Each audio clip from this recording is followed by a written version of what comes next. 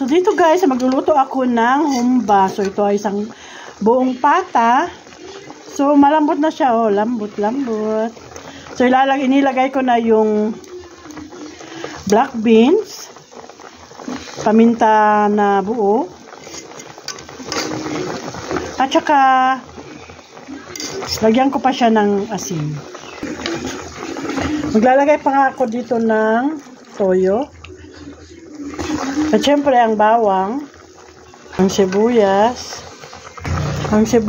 at lagyan pa natin ito ng brown sugar.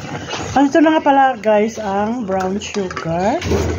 So let's stir it. No, stir ba? Magaluin lang good. Ganyan. So mamaya ilagay ko na rin yung ay lutuin ko pa pala yung mga ricado at mamaya ilagay ko na yun. Huli na yung banana blossom.